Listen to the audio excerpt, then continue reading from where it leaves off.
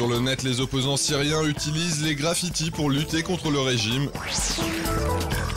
Une partie des internautes tunisiens redoutent l'islamisation de la société. Et un alpiniste norvégien propose de découvrir ce à quoi ressemble son entraînement.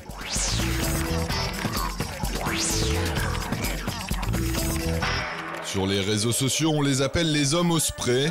Avec pour seule arme des bombes de peinture, ils livrent une guerre des mots contre les autorités syriennes en inscrivant des slogans hostiles au régime sur les murs du pays. En mars, c'est l'arrestation d'adolescents pour des graffitis appelant à la chute du pouvoir qui avait lancé le mouvement de contestation à Dera dans le sud du pays.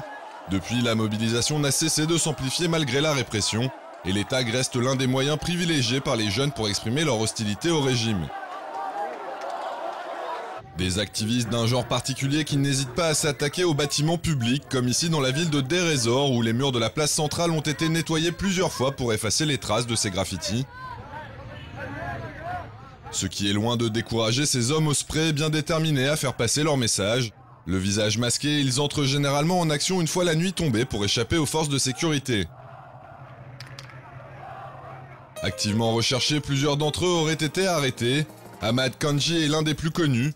Cet architecte de 30 ans basé à Damas serait en prison depuis le mois de juillet et aurait été torturé en détention selon cette page Facebook créée pour appeler à sa libération.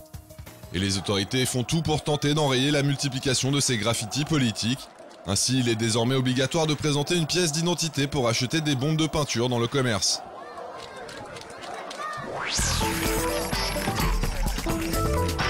Depuis la large victoire du parti Ennahda aux élections constituantes du 23 octobre, une partie des citoyens redoutent de voir la société tunisienne s'islamiser peu à peu.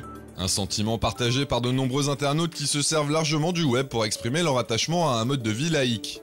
Et c'est essentiellement via les réseaux sociaux et plus particulièrement Facebook qu'ils s'organisent pour critiquer le parti islamiste désormais au pouvoir.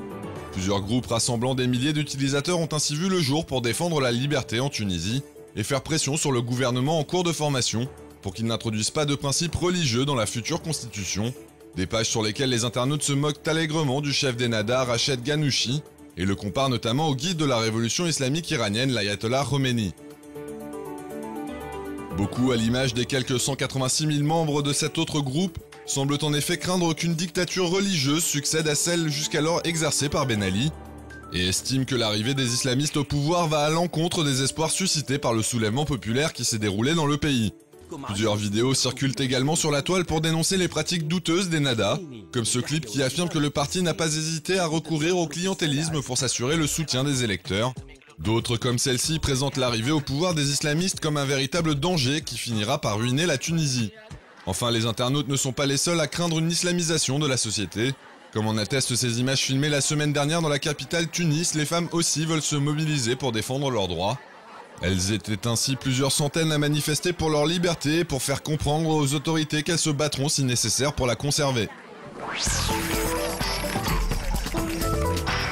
Les créateurs du site de 99% Behind the Money ont eu une idée originale pour apporter leur soutien au mouvement des indignés américains, qui ne cesse de prendre de l'ampleur aux États-Unis depuis plus d'un mois.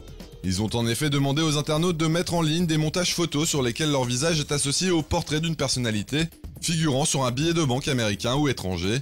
Une initiative dont l'objectif affiché est de montrer que ce sont tous les citoyens qui permettent de créer les richesses d'un pays, et pas uniquement les plus fortunés.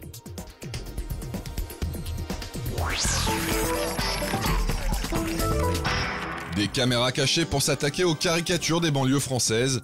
Cramé Craché est un site lancé par Daniel Alvarez, un habitant de Vitry-sur-Seine qui a décidé d'utiliser l'humour pour contrer l'image que les médias donnent de ces quartiers défavorisés.